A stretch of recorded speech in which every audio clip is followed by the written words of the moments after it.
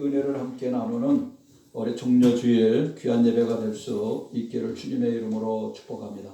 요한복음 12장 23절부터 33절에 나오는 말씀을 보셨는데, 말씀 중심에서 예수님의 죽음, 하늘의 밀, 이 말씀을 하셨습니다. 하늘의 밀이다.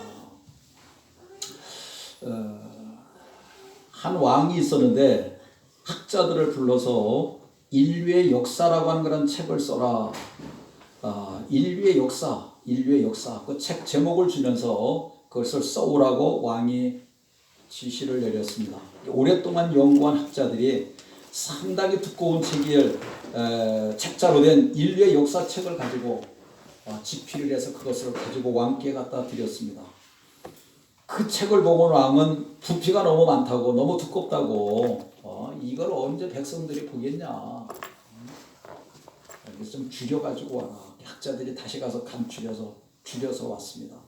그런데 왕이 여전히 많다는 거예요. 3번, 4번을 반복하면서 역사 이 책을 좀 간단하게 좀 이렇게 말해서 좀 이렇게 써가지고 와라. 이렇게 두껍게 써가지고 이거 언제 백성들이 이걸 읽어볼 수가 있겠냐.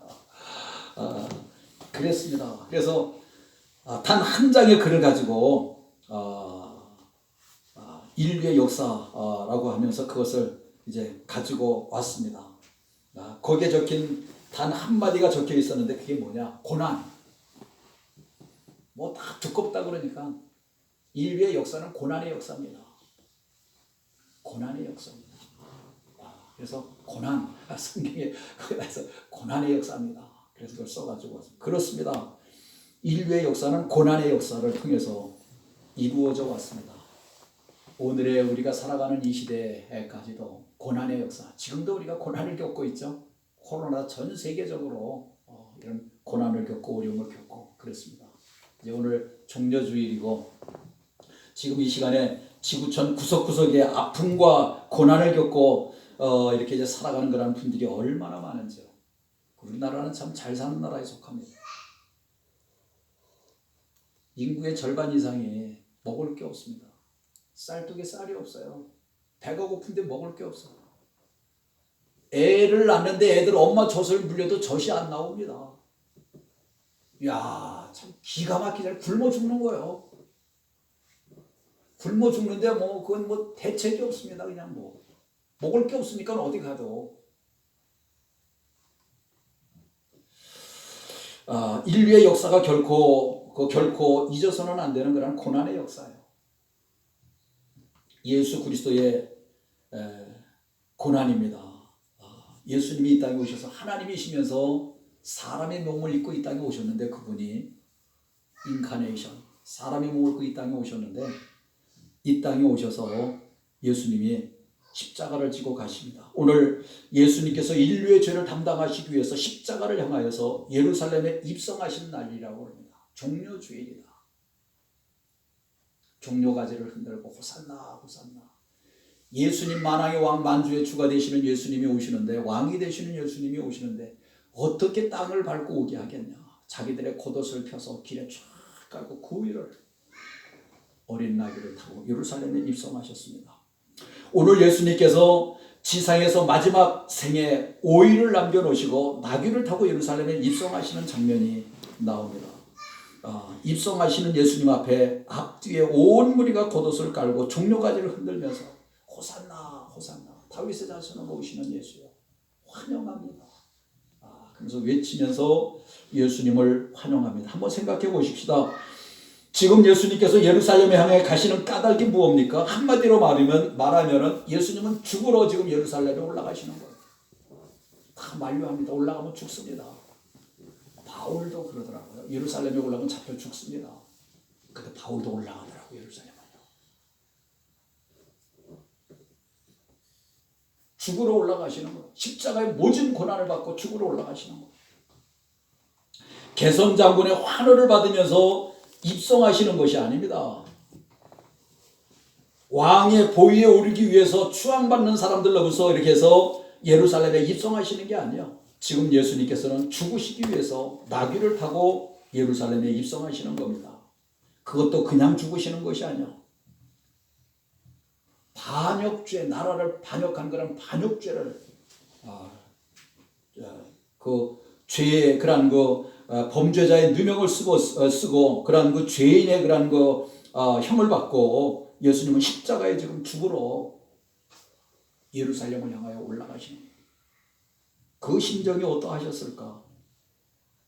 예수님이 전생에서 가장 고통스럽고 외로웠던 날이 바로 오늘이었지 않겠는가? 예수님께서 감당해야 할 그 십자가 형벌을 너무나도 가혹한 것이었기 때문에 예수님 당시에 채찍의 그 끝에는 납덩어리가 달려있고 짐승의 날카로운 뼈 조각 이런 것들이 거기에 달려있는 그런 채찍인데, 그걸 한번 꽉 때문에 영화를 볼 거예요. 이제 그 영화를 채찍으로 때려서 온몸에 칭칭칭칭 감깁니다. 그리고 그걸 확 잡아다니면 예수님의 살이 뚝뚝뚝뚝 떨어져 나가는 거예요. 살이 막 맨살만 옷을 다 벗겼잖아요. 거기다 채찍을 때리는 거예요. 그러면 채찍이 확 돌아가면서 팍팍팍 몸에 박혀. 그런 걸 확 잡아다니면 예수님의 살이 다 뜯어져 나가는 거예요. 그 영화를 볼 겁니다. 패션 오브 크라이스트, 예수님의 생애, 여러분들 영화를 볼 건데 살이 막 조각에 달려있어서 그걸 확 휘어 감겨서 그걸 막 납덩어리 같은 걸 확 잡아다니면 예수님의 살점이 뚝뚝뚝뚝 떨어져. 그러면서 거기서 그냥 피가 그냥 막 남자에서 막 흘러내리겠죠. 십자가 영이 인간에게 가해지는 최고로 잔인한 그런 방법으로 예수님이 그렇게 처형을 당하시기 위해서 지금 예루살렘에 한 발자국 올라가시는 거예요. 십자가의 처형이 얼마나 잔인했던지 구약성경 신명기 21장 23절에 나무에 달린 자마다 하나님께 저주를 받은 자다. 나무에 달린 자, 십자가 그 나무에 매달린 자마다 하나님께 저주를 받은 자다. 예수님은 저주를 받으셔서 십자가에 달려서 이렇게 죽으시러 올라가는 거예요. 내가 그런 저주를 받았습니다. 그런데 우리들의 죄, 나의 죄를 위해서 그 죄를 대신 감당하는 거죠. 모든 저주를 예수님이 한 몸에 받으신 거예요. 당시 사람들은 하나님께 저주를 받지 않냐고 저렇게 무서운 형벌을 받을 수가 없다고 많은 사람들이 그렇게 생각을 했습니다. 성경에도 다 기록이 됐습니다. 이런 십자가를 예수님은 스스로 담당하시기 위해서 그걸 작정하고 그 길을 올라가는 거예요. 왜? 누구를 위하여? 바로 온 인류를 위하여, 너와 나를 위하여, 저와 여러분들을 위하여 예수님은 오늘도 예루살렘을 향한 발걸음을 뚜벅뚜벅 걸어 올라가시는 거예요. 나귀를 타고 올라가시는 거예요. 오늘 본문의 이 사건, 예수님께서 예루살렘에 입성하시고 고난의 그 화요일이었었는데 이제 얼마 후에 예수님이 인류의 죄를 담당하시고 십자가에 달려 죽으셔야 하는 그런 운명의 날을 맞이하게 됩니다. 시간이 얼마 남지 않았습니다. 그야말로 이번 한 주간은 예수님의 유언과 같은 그런 시간들이에요. 마지막에 한 주간을 지나가는 삶이니까. 이번 금요일에 처참한 죽음을 죽으시잖아요. 십자가에서.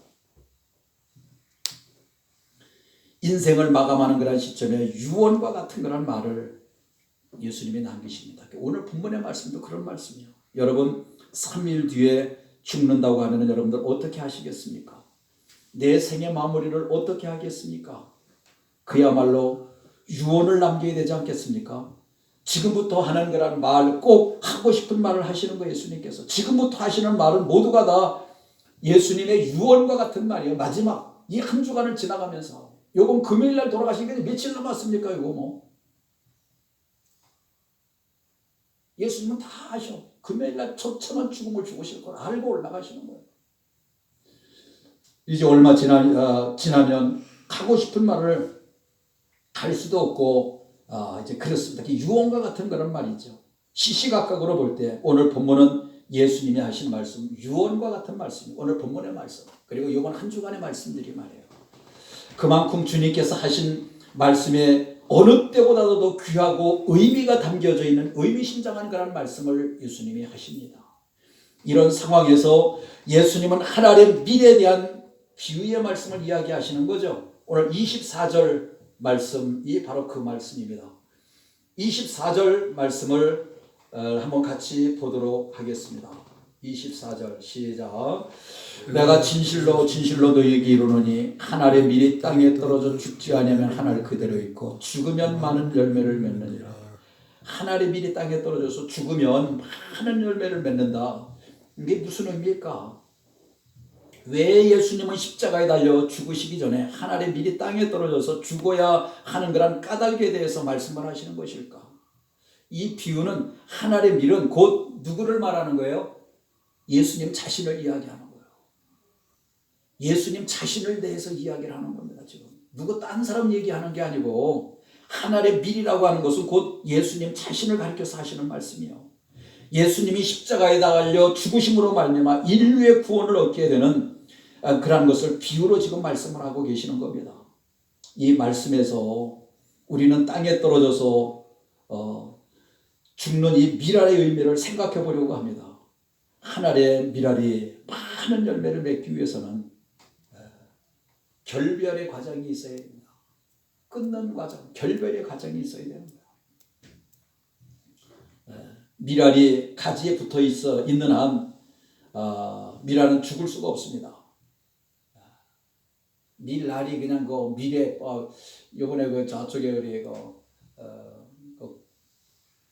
근도 궁천 쪽에 이렇게 가는데 밭이 파랗더라고. 보리, 밀 이런 것들이 자라면서 야 저게 뭐야 저게 뭐야. 미리 작년에 심어놨던 거 뿌려놨던 것 때문에 파릇파릇하게 봄이 되면서 제일 파랗게 오르요. 새파랗게 밭이 말이에요. 그렇게 예쁠 수가 없어. 거기에 이제 그 달려있는 거란 밀, 가을이 돼서 곡식이 돼서 달려있는 밀은 열매를 맺을 수가 없습니다. 이 밀알이 땅에 떨어져서 죽을 때 많은 열매를 맺게 되는 거죠. 그래서 밀알은 가지와 결별해야 됩니다. 땅에 떨어져야 되고 땅에 묻혀야 되고 죽어야 거기서 수분과 습도가 적당히 맞아서 그게 이제 겨울에 죽은 것 같고 그러다가 이게 파릇파릇해서 이렇게 올라오는 거 아니에요. 참 신기하더라고요. 예수님은 한참 할 일 많은 그런 땅에 예수님이 몇 살이에요? 33살에 예수님이 십자가 달려 죽으셨습니다. 시집장가도 안 가셨습니다. 우리 예수님 결혼도 안 하셨어요. 33살에 얼마나 할 일이 많은 그 나이에 예수님이 밀알처럼 땅에 떨어져서 죽으셨습니다. 세상과 이별해야 되고 제자들과 사랑하는 제자 12제자들과 3년 반 동안 그들에게 있으면서 가르치고 했던 그 제자들과 이별해야 돼. 사랑하는 예수님의 제자들 부모님과 형제들과 이별해야 돼. 그런 아픔을 감수해야 됩니다. 그게 죽음이라고 하는 거죠. 아무도 따라올 수가 없습니다. 이런 주님의 마음은 어떠했을까? 주님은 밀알처럼 땅에 떨어져 죽으셨습니다. 예수님이 죽을 때 어땠어요? 막 예수님을 향해 침뱉었습니다. 그냥 침을 가래침으로 그냥 때리고 예수님의 뺨을 그냥 확 때리고 침을 베었고 뺨을 때리고 네가 만왕의 왕이라면 참으로 옆구리를 찌르고 못으로 그냥 양손 양발에 대못을 받고 예수님의 그 등허리에 채찍으로 때리고 몽둥이로 때리고 자존심도 땅에 떨어지고 주님의 핏방울도 땅에 떨어졌습니다. 눈물 흘리신 그 눈물도 예수님의 눈물도 땅에 떨어지고 채찍을 맞아서 살점이 땅에 뚝뚝뚝뚝 예수님의 살점이 떨어졌습니다. 그 아픔이 얼마나 크셨는지 예수님께서 엘리 엘리 라마 사박다니 나의 하나님, 그걸 번역하면 나의 하나님 어찌하여 나를 버리십니까? 엘리 엘리 라마 사박다니 나의 하나님 어찌하여 나를 버리시나이까? 예수님이 그렇게 외치셨습니다. 너무너무 고통스러워서 하나님도 예수님을 버렸습니다. 왜요? 죄덩어리로 봤습니다. 새덩이가 지은 죄덩어리 때문에 예수님도 버리시는 거예요. 온 인류의 죄를 다 그 몸에 짊어지고 가시니까 너의 죄 나의 죄 우리의 모든 죄를 예수님이 다 죄 없으신 예수님께서 하나님도 버렸습니다. 외면하시는 듣지 않으십니다. 엘리 엘리 라마 사박다니 왜 나를 버리십니까? 나의 하나님 왜 나를 버리십니까? 외면하고 돌아보지 않으셨습니다. 구해주실 수 있지만 그렇게 하지 않으셨습니다. 사랑하는 여러분, 주님께서 이런 아픔을 당하신 까닭 바로 나의 죄 때문이에요. 나의 죄 때문에, 우리들의 죄 때문이요. 오늘도 지구촌에 도계에 13,000여 명이 살아갑니다. 지구촌에 얼마가 살아가요? 75억 명이 살아갑니다. 75억 명이. 240개 나라요. 그들의 죄를 예수님 한 몸에 담당하셨습니다. 그걸 받아들이는 사람은 복이요. 그걸 받아들이지 못하면 참 피곤한 삶을 살아갑니다. 오늘도 예수 믿는 게 얼마나 감사한지요. 그리고 나도 작은 미랄이 되어서 주님의 뒤를 따르는 그런 삶을 살겠나라고 다짐할 수 있기를 바랍니다. 나도 주님 따라가겠습니다. 주님 쫓아가겠습니다. 주님 가신 길을 나도 가겠습니다.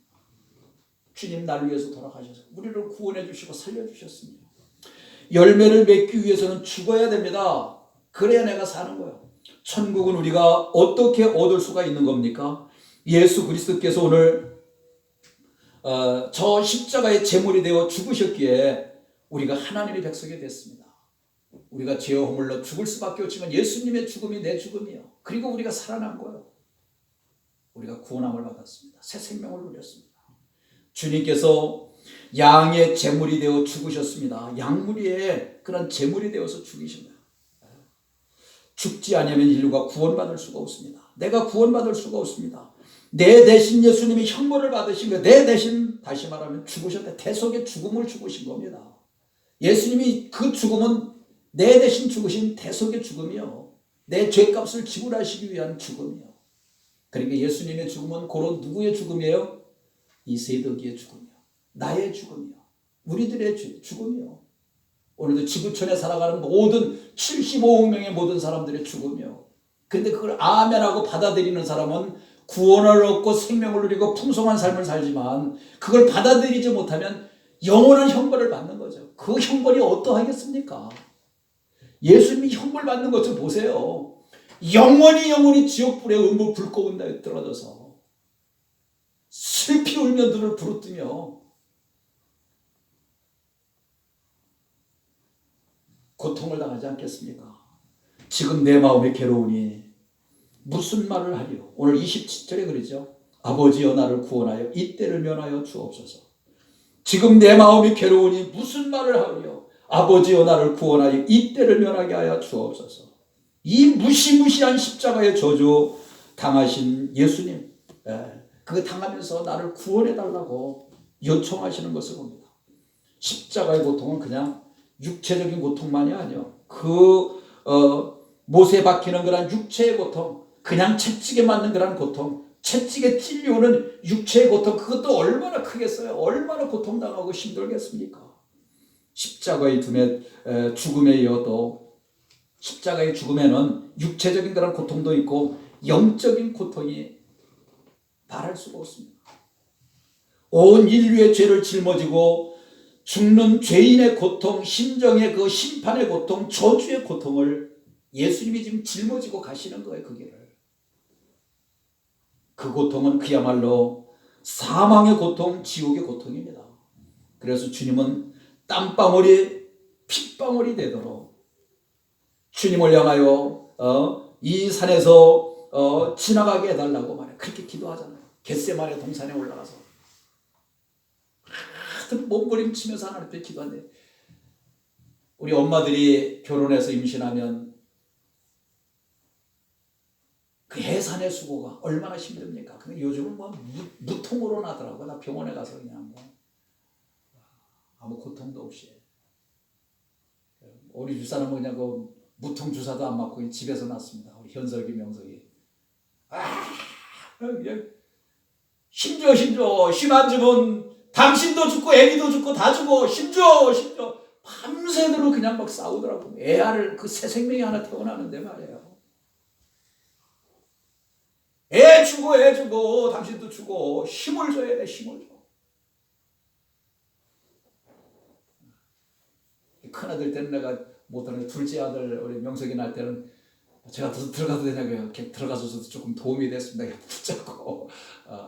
그래서 둘째 날 때는 그래도 첫 번째 날 때는 힘들었는데 둘째 날 때는 그래도 좀 쉽게 이렇게 나서. 야, 해산의 수고가 얼마나 힘듭니까? 한 새 생명이 태어나는데. 예수님이 그렇게 그냥 힘쓰고 애써서 해산의 수고와 같이 땀방울이 핏방울이 되도록 겟세마네 동산에 올라가 그렇게 큰 기도, 이 주간이 있던 일이에요.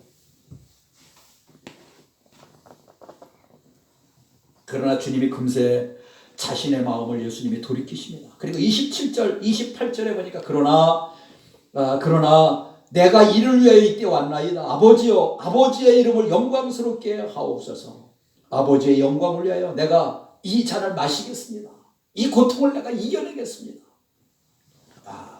참. 인류의 죄악을 담당하시고 죄인들을 살리기 위해서, 나를 살리기 위해서, 오늘 우리와 여러분과 저를 살리기 위해서, 우리 삼척에 살아가는 오늘도 지구촌에 살아가는 75억 명의 모든 사람들을 살려내기 위해서 십자가의 제물이 되어 있어서 죽으시는 겁니다. 대속의 죽음을 죽으시는 거예요. 온전히 땅에 떨어져 죽는 미랄이 되어져서 많은 구원의 열매를 맺겠다고 하는 거란 말씀. 주님의 이 같은 사랑과 희생이 있어서 우리가 오늘 하나님의 자녀가 된 걸 잊지 마시기 바랍니다. 오늘 그 예수님의 죽음으로 통해 나를 살려주시기 위해서 대속의 죽음을 죽으심으로 말미암아 우리가 이 평화를 누리고 구원함을 받고 죄사함을 받고 하나님의 자녀가 되고 새 생명을 누리고 영원한 기업을 이을 자가 되어졌습니다. 이건 너무 감사한 일이죠. 너무너무 고마운 일이죠. 너무너무 고마운 일이에요. 너무너무 감사한 일이에요. 이 은혜와 사랑을 깨닫고요. 이 은혜와 사랑을 깨닫고 우리 노윤희 집사님이 전화를 했잖아요. 예수 믿고 자신은 구원받고 새 생명을 누리는데 자기 오빠 믿지 않냐고 지옥 가면 어떡하냐고. 주변에 교회가 없는데 목사님 전에 검색해서 찾았는데 목사님이 좀 전도 좀 해달라고, 우리 오빠 좀 구원해달라고, 노윤길 오빠 좀 구원해달라고. 지금 73살인데 집에 혼자 살고 계시다고. 참 이 안타까움, 예수 믿고 구원받은 사람들에게 있는 그런 마음이요. 안타까움이요. 이 땅 잠깐 지나갑니다. 잠깐 지나가는 거예요. 그냥 죽으면 이 땅에 있을 동안에 구원받을 수 있는 기회예요, 여러분. 죽으면 끝입니다. 예수 믿을 수 있는 기회, 구원받을 수 있는 기회, 전도할 수 있는 기회예요. 네? 그래서 안타까우게 부탁을 하고 그러는 것을 우리가 봅니다. 오늘도 내가 예수 믿고 구원받아 아직도 예수 믿지 않냐고 구원받지 못한 그런 영혼들을 볼 때, 형제 자매들을 바라볼 때, 이 주변의 이웃들을 바라볼 때 이런 안타까움을 우리가 가지고 있어야 됩니다. 오늘도 우리가 하나님의 자녀 되어 있고 그 큰 은혜와 사랑, 하나님의 사랑, 주님의 놀라운 은혜, 대속의 죽음을 죽으심으로 말미암아 우리를 살려주신 그런 은혜, 여러분들 잊지 마시기 바랍니다.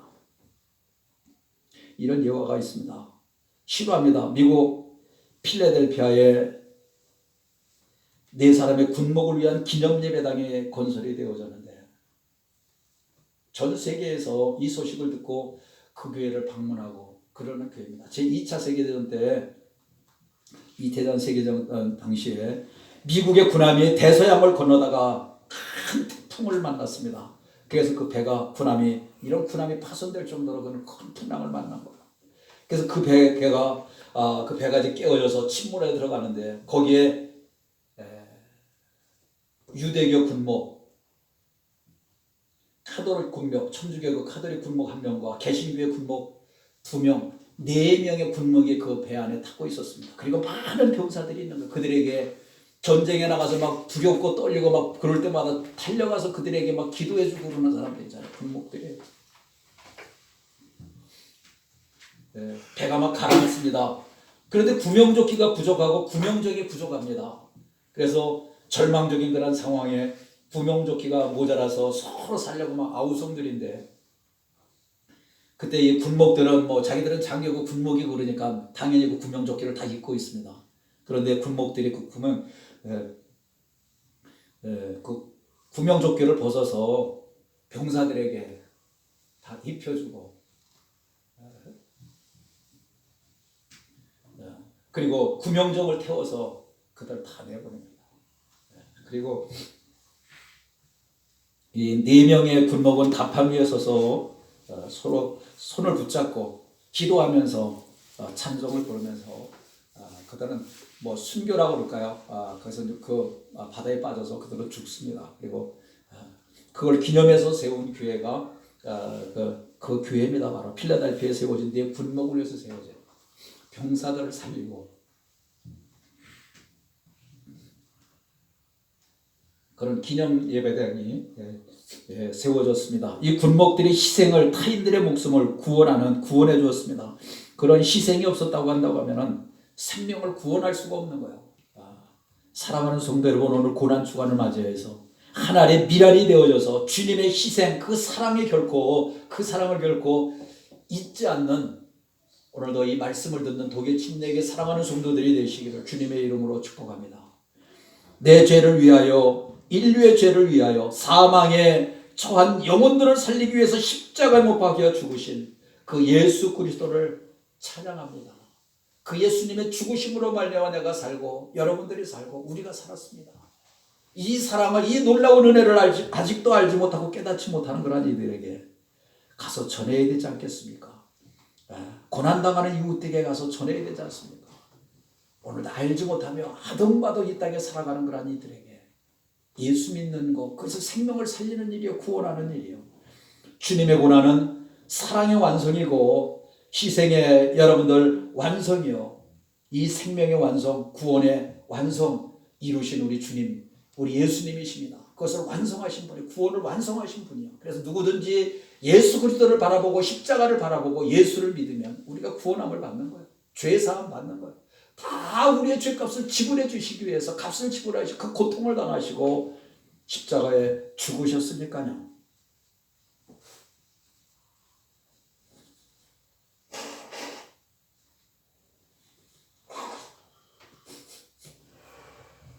어느 조그만 시골 예배당에 아치로 세워진 그런 그 문 위에 글이 쓰여져 있는데, 우리는 십자가에 못 박히신 예수 그리스도를 전파합니다. 우리 교회도 이 담장을 헐기 전에는 교회에 이렇게 아치가 이렇게 있었잖아요. 그 위에 글씨가 쓰여져 있었는데, 그 아치 문 위에 우리는 십자가에 못 박히신 예수 그리스도를 전파합니다. 그러한 문이 새겨져 있었습니다. 우리도 그 들어오면 십자가 문이고 장미철이면 장미꽃이 피고 이제 그랬었죠. 그런데 이 성도들이 십자가에 못 박히신 예수 그리스도를 열심히 그리면서 전파했습니다. 그러나 시대가 흐르고 지나서, 세월이 지나서 세대가 바뀌었습니다. 교회의 주인으로 등장한 그런 이제 세대가, 이제 한 세대가 또 한 세대가 바뀌어진 거예요. 그래서 복음이 오염되기를 시작했습니다. 고난의 십자가보다는 자본주의 설교를 듣게 되어서 물질에 심취한 그런 설교를 듣고 교회가 전파할 그런 복음이 세상에 오염되면서 그런 것들이 변질되었습니다. 복음이 다시 말하면 변질된 거죠. 십자가의 복음을 전해야 되는데, 그래서 그 가운데 한 사람이 나서서 좋아하는 그런 그 아치의 문에 올라가서 고난은 좀 흉하다, 그래서 십자가에 못 박히신이라고 하는 말을 그걸 떼어버렸습니다. 그 글을 떼어버렸습니다. 그리고 그 표에 우리는 그리스도를 전파합니다. 십자가 못 박히신 그리스도를 전파합니다. 그러는데 그 앞에 건 띄워버리고 우리는 그리스도를 전파합니다. 그렇게 글을 줄였습니다. 그들은 십자가를 제거해버렸고 단지 그리스도에 대해서만 말할 뿐이요. 그리고 얼마쯤 지나가서 또 설교를, 성경은 그리스도에 국한된 것이 아니라, 성경에 국한된 것이 아니라 또 한 세대가 지나갔습니다. 이제는 사람들의 성경보다는 정치 이야기, 경제 이야기, 시사 이야기, 지식 이야기, 순수한 복음을 전해야 되는데, 교회가 말이에요, 십자가에 달려 돌아가신 예수 그리스도 순수한 복음을 전해야 되는데 그 복음 전하는 것들이 자꾸 미약해집니다. 그리고 타협합니다.